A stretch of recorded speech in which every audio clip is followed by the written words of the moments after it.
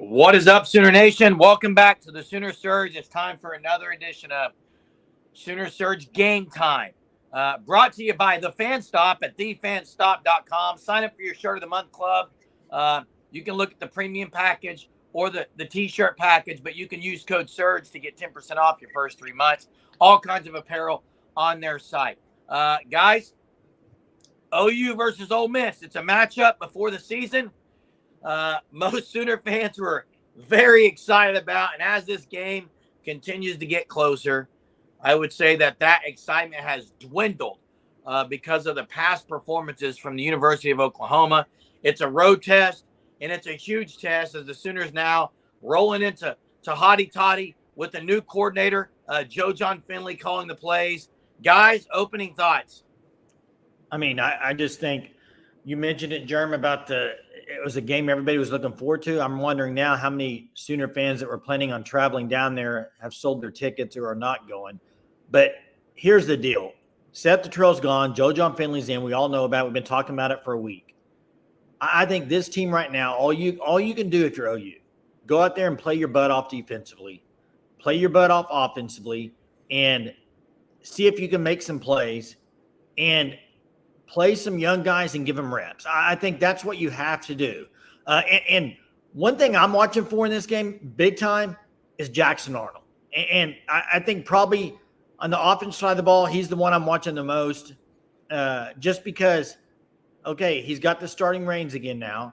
Is he going to throw it a little bit more? And maybe he can get in a rhythm. Right now, you can't really count on that, the way the offenses look so discombobulated. But I am going to be watching to see how he responds. A road game, he's getting a start. But like I said before, all you can do is play as hard as you can play. Defense, continue to try to get as many stops as you can, and hopefully not give them the ball so much. And if you can limit the possessions, and I'm not talking about time of possession, just limit the amount of possessions you give Ole Miss, and that's all you can do.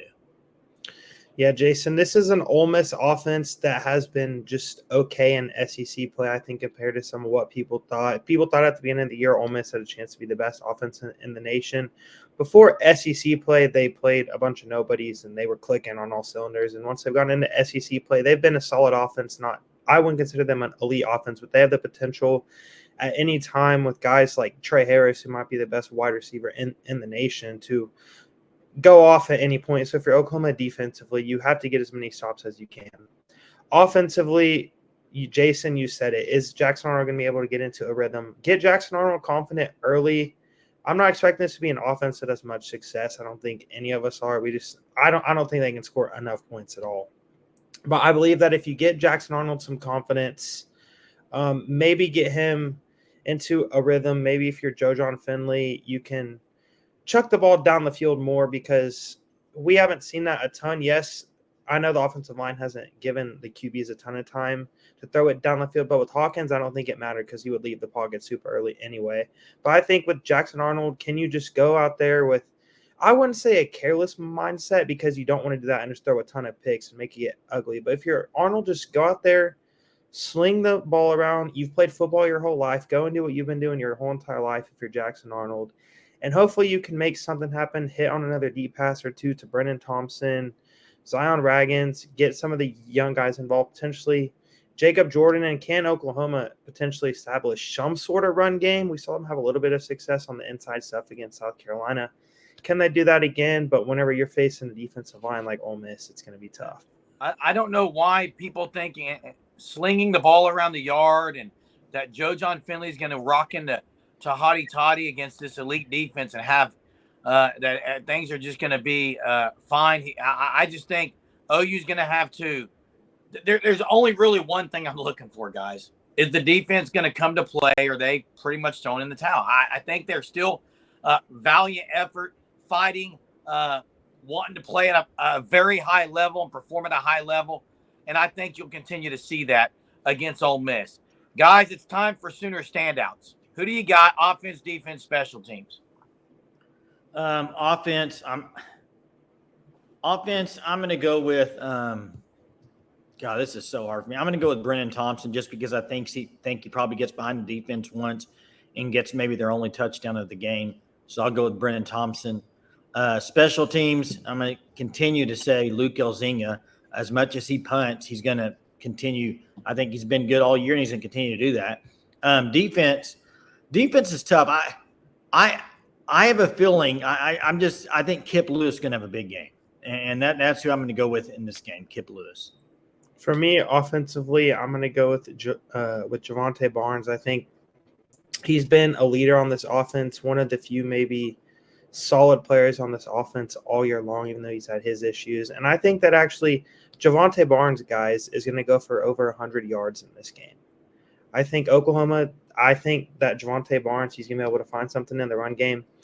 Oklahoma as a team or South Carolina, they only had 50 or 60 yards. Jeremy, your face. They only had 50 or 60 yards on the ground. But if it wasn't due to sacks, I believe that Javonte Barnes had close to 80 yards himself. And then defensively, I'm going to go with Eli Bowen. I think he's going to get his first career interception this week. I feel like he's been in on a few plays a couple times, hasn't gotten the ball in his hands yet, but I think he's going to do it in special teams. I'm going to go with Zach Schmidt. I think he's going to hit a couple field goals today and what might be the only points that Oklahoma scores. Yeah, offense, I really want to go Caleb Hicks. I really want to say he's going to get 5 to 10 carries with Sawchuk with the strained quad. But I'm not going to go Caleb Hicks because I just don't know about the running back room. I'm going to go Brennan Thompson, a guy who's been a starting receiver all year, had a couple of big plays last week. Maybe he gets a couple of big plays this week. On defense, I'm going an edge rusher. I think OU's going to have to get pressure on Jackson Dart, maybe cause a couple of turnovers with strip sacks. I'm going to go Caden Woolard, guys, on defense. And then special teams, how can you not go Luke Elzinga? I mean, he's pretty much been the player of the entire game for the offense the last 4 or 5 weeks, not just special teams. Around the country, guys, it's not a huge weekend. There are some interesting matchups, and we'll start in the SEC with LSU and Texas A&M, guys. Yeah, give me a Texas A&M in that game at home. They go in with the all-black uniforms. I know that doesn't equal victory or equal great play, but I think they do. I think, to me, watching Texas A&M, they are very, very good defensively, like very good. And they're getting it together offensively. I think Colin Klein, when you look at this team, I think these probably two teams right here maybe playing the best complementary football of anybody in the SEC, these two. Both of them, I think, are number 1 and 2, maybe in the SEC in offense, averaging over 30 points a game. And they both have been playing well defensively. So I got A&M in that game.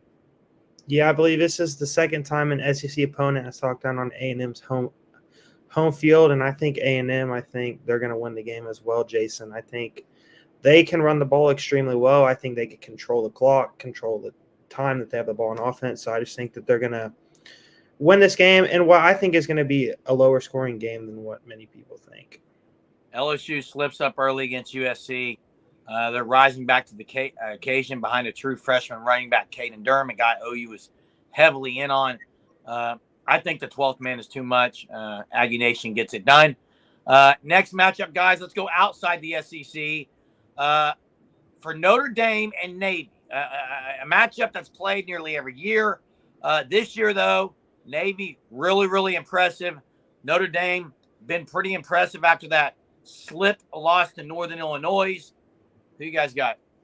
Give me Notre Dame. I think Navy's a good ball club. I think Army's better than Navy, and I might pick Army to beat Notre Dame. Right now, I'm not picking Navy. I'm going with Notre Dame. I think Notre Dame, that early loss woke them up. And I'm going to go Notre Dame.